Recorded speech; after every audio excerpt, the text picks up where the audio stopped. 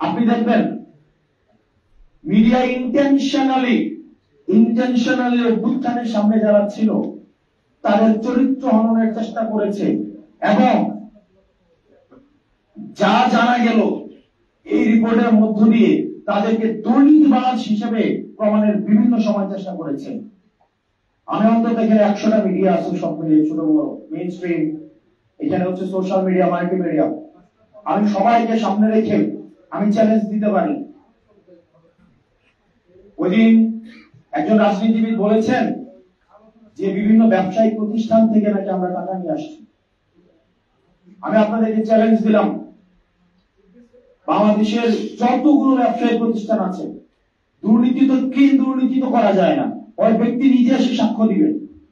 এই বাংলাদেশের এই 64টা জেলায় কেউ না কেউ নিজে এসে সাক্ষ্য দিবে সে আমার কাছ থেকে টাকা আনছে, তাই না? অথবা এটা নথিপত্র থাকবে, কোন না কোন নথিপত্রতে নিশ্চয় থাকবে, এর অডিও থাকবে, না হয় ভিডিও থাকবে, না হয় সিসিটিভি ফুটেজ থাকবে, কোন না কোন নথিপত্র তো থাকবে। অথবা ব্যক্তি নিজে এসে সাক্ষ্য দিবে যে হচ্ছে কি সে দুর্নীতি করছে, আমার কাছ থেকে টাকা নিয়ে আসছে। নাকি একদম হাওয়ার মধ্য দিয়ে দুর্নীতি করা যায়? আমি চ্যালেঞ্জ দিচ্ছি, পুরো বাংলাদেশের এই পুরো 1 বছরে একজন ব্যক্তি একটা নথিপত্র, একটা প্রমাণ যদি দিতে পারে যে হাসনাত আব্দুল্লাহ বা তার সহযোদ্ধারা যে দুর্নীতি করেছে, আমরা রাজনীতি থেকে ইস্তফা দিয়ে দিব। ইস্তফা দেওয়া একটা কাজ। এখন আপনারা মিডিয়াতে ছাড়বেন, যা জানা গেল, জনশ্রুতি রয়েছে, শোনা গিয়েছে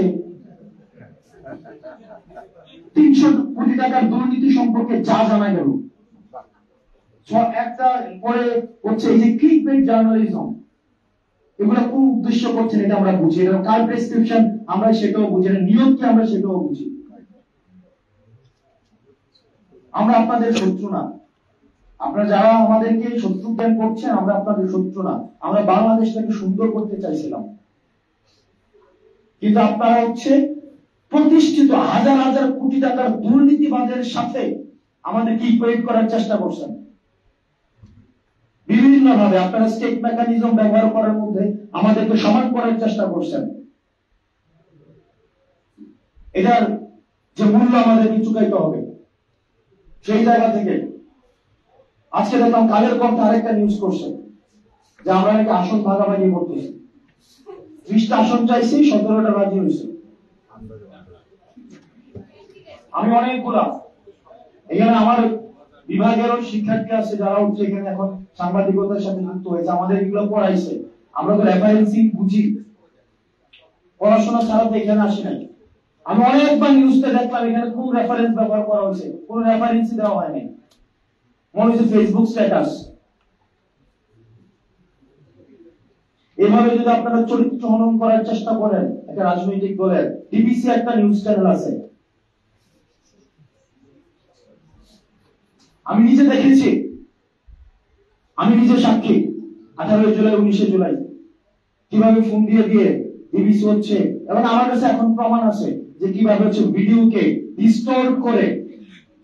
তখন জিজিএফ এর একজন মিডিয়া নিয়ন্ত্রণ করতে হাসনাত নামে একজন লোক, উনি কর্নেল, উনি লেফটেন্যান্ট কর্নেল খুব সম্ভবত ছিল, আমরা অনেকেই চিনতে পারেন।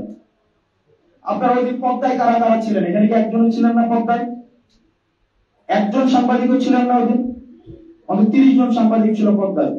আপনাদেরকে নিউজ কিভাবে লিখে দেওয়া হয়েছে, আমাদের সামনে নিউজ কিভাবে পরিবর্তন করা হয়েছে, এখন আমরা একই প্রেসক্রিপ্ট, এই যে প্যাটার্নটা আমাদের সাথে পরিচিত, আমাদের প্যাটার্নটা আমাদের সাথে পরিচিত, আমরা দেখি। এখন আপনারা যদি বলেন এই রুলস অফ গেম চেঞ্জ না করে আমরা আবার একটা নির্বাচনের দিকে যাব, এটা অসম্ভব। আমাদেরকে বলা হয় আমরা নির্বাচন পিছাইতে চাই, আরে নির্বাচন টাইমলাইন নিয়ে তো আমার সমস্যা নাই, আমার নির্বাচন নভেম্বরে হোক, ডিসেম্বরে হোক, জানুয়ারি হোক, এটা আর কিচ্ছু আসে যায় না, কিন্তু নির্বাচন এই রুলস অফ গেম চেঞ্জ করে নির্বাচন হতে হবে। আমার নভেম্বরে নির্বাচন হোক, 2 মাস পরে নির্বাচন হোক, আমি নির্বাচন যত দ্রুত সম্ভব তত দ্রুত, আমার কিচ্ছু আসে যায় না, কিন্তু অবশ্যই সেটা গণপরিষদ নির্বাচন হতে হবে।